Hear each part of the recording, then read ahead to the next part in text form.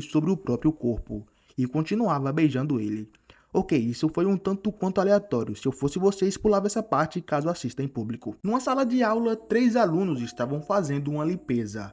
Um deles reclamava por ter que fazer o trabalho todo sozinho. Seu nome é Yuki Wakura. Lá fora, várias alunas começavam a chegar, e um deles comentava que elas sempre chegavam mais tarde. Então Yuki dizia: os pêssegos não concedem poder aos homens.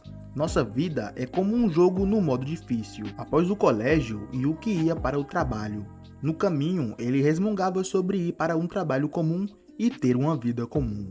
Até que ele era teletransportado para outra dimensão. O nome daquela dimensão era Matou. Matou era uma dimensão conectada ao mundo deles, através de portas espalhadas pelo país. Naquela dimensão havia monstros chamados de demônios.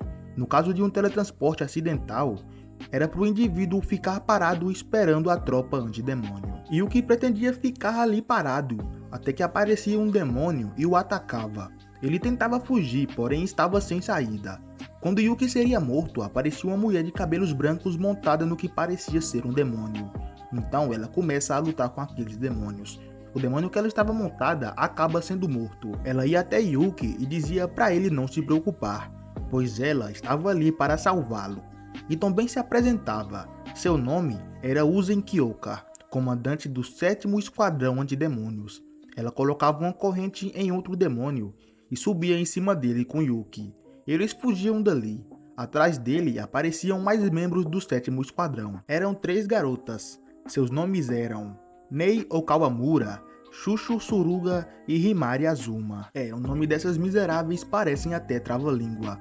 Eles cortavam um caminho e o esquadrão lutava contra os demônios. Cada membro possuía um poder diferente, e o que dizia que o esquadrão antidemônios era formado exclusivamente por mulheres que conseguiram poder ao comer um pêssego.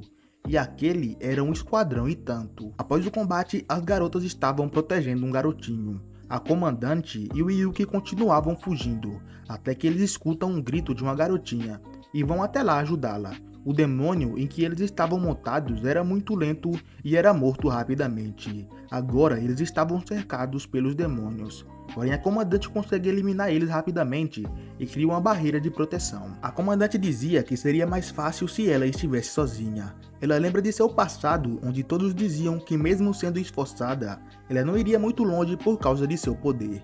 Então ela dizia que iria provar para todos que estavam errados, se tornando a comandante suprema. Ela dizia que por causa de seus preconceitos nunca havia tentado em um homem. Ela ia até Yuki e dizia que estava precisando da ajuda dele. Yuki dizia que iria ajudar com o que ela quisesse. Então ela diz que fará dele seu escravo. Ela mandava a garotinha se levantar e tampar os olhos. Ela derrubava Yuki no chão e fazia ele lamber o dedo dela. Então Yuki se transformava numa espécie de dragão. E o cara estava extremamente forte. Ele estava forte a ponto da comandante ficar surpresa com o poder dele. Ela monta nas costas dele com a garotinha e eles começam a eliminar todos os demônios que estavam em volta. Eles vão até o resto do esquadrão e de repente aparecia um monstro gigante. E com um único ataque, o Yuki e a comandante derrotam aquele monstro. As garotas ficavam surpresas com o poder de Yuki e se questionavam sobre quem seria aquele garoto. Então Yuki voltava ao normal. Após isso, a comandante mandava as garotas voltarem. Ela ficaria ali porque tinha coisas para resolver. Então ela começava a explicar como funcionavam os poderes dela. Ela dava um beijo nele e dizia que após seu escravo cumprir suas tarefas, como mestre, ela tinha que recompensá-los. Os demônios se contentavam com carne, porém com Yuki as coisas eram mais embaixo.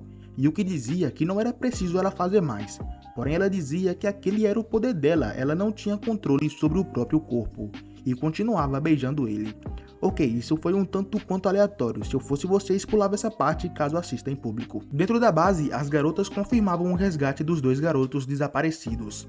A cena cortava para dentro da dimensão novamente, e o que dizia que nunca esperou que seu primeiro beijo fosse dentro de mato. A comandante chamava Yuki para trabalhar para ela, e o que dizia que não tinha talento nem para os esportes e nem para os estudos. No máximo, ele era bom em trabalhos domésticos. Porém, a comandante dizia que isso era exatamente o que eles estavam precisando.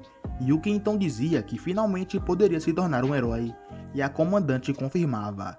Chegando na base do 7º Esquadrão, parecia mais com uma pousada do que com uma base.